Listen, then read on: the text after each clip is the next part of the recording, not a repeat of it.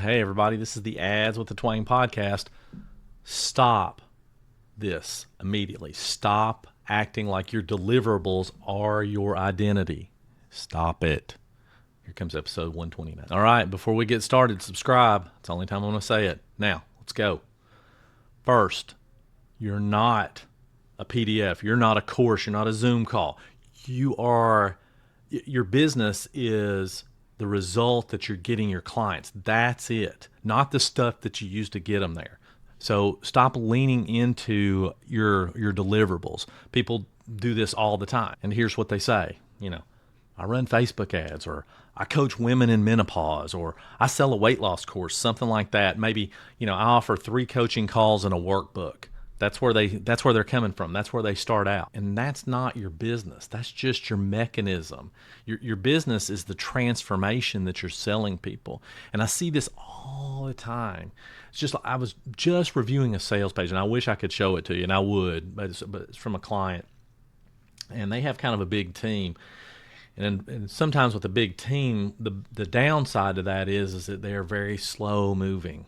Okay, when you have a small agile team, you can get stuff done a lot quicker. But anyway, they have kind of a big team, and we needed something changed on the sales page for an event that's coming up.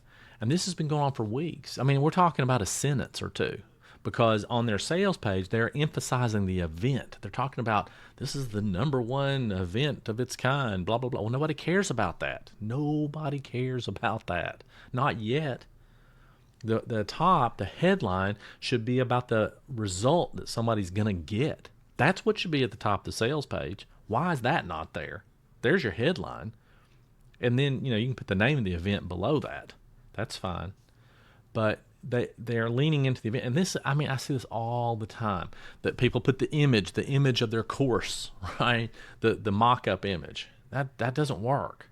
Now, if you're a huge name, like let's just say you're already doing a couple of million a year, so you have a ton of followers and all these other things, okay, that's fine. Test whatever you want, do it. But when you're new or newer-ish, can't do that. So remember, your business is about the transformation that it provides, and that's how your marketing, your forward-facing marketing should appear. And here's why this is a trap. So when you do it this way, you commoditize yourself. You can't really charge premium rates. And you don't want to be a commodity. I mean, if they could pick you up off the shelf at Walmart, what's the difference? They might get, anybody, right? They could just do whatever they want. And then what'll happen for you on your end is if that's how you're doing things, you're going to end up tweaking your deliverables instead of, fixing your offer, because you're focused on the wrong thing. Right, you're thinking the deliverables are an issue. Well, they're not. They're not the issue. Or you keep making new deliverables, right, and thinking how that's going to somehow fix it. When I was doing a course I was doing not too long ago, I was talking to ChatGPT about it, which, frankly, how I feel about ChatGPT is it's wrong a lot. A lot. You really have to check yourself on it. It's great for a lot of things, but anyway, just be careful. Anyway, I was asking ChatGPT about it, and I was talking about, hey, I really don't feel like this offer is the best it could be. Should I go ahead and just keep offering it out there and get more sales, or should I go ahead and change it? And I already knew the answer. And it's like, yeah, keep putting it out there until you get enough people, buying it, and then get feedback from them, then change your offer. But don't change your offer in hopes that's going to fix the way you're selling it. It doesn't work like that. So anyway, the other thing that's kind of a trap with this is that you're going to get replaced by a template or AI or some cheaper version of you. That's what's going to happen, because if all you are is your deliverables, well, they can get that anywhere. So you cannot be a deliverable. Just try to remember that. And here's what to do instead. Focus on the promise, not the product, not what your offer is. To focus on the promise, the transformation that they're going to get. Like, I put this down here, like, I help moms lose 20 pounds and feel confident again, or start to feel like themselves again. That's a business, okay? If you say something like, I sell a 6-week course, it's a thing that's going to be copied and ignored. It's not, who cares, it's a 6-week course. In fact, I wouldn't even put, on most things, I wouldn't put that out there. I'll tell you something that's kind of funny is that somebody that I follow on YouTube, I respect immensely. she had asked me to buy. Well, she had told me her course is open, and I've been waiting on it because I wanted to see it.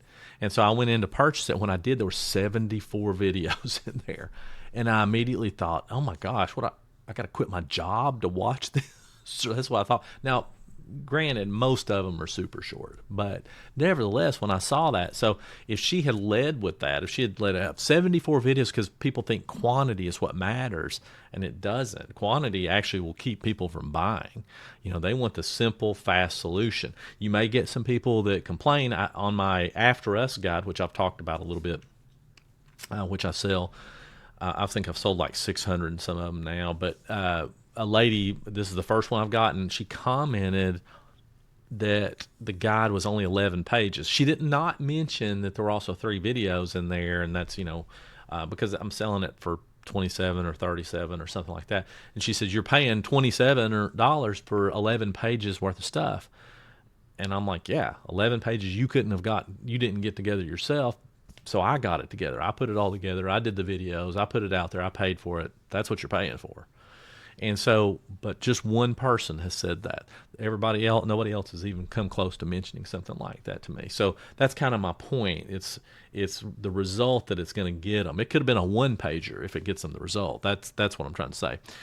So what you want to focus on is change your intro, your site, your pitch, all that stuff to lead with the transformation you're going to get people. That's really what it comes down to. I did that today for a client. I went and updated her sales page to start off with the benefit. Okay. Now, will it work better? Maybe. I don't know yet. But if it doesn't, I'm going to change it out quickly.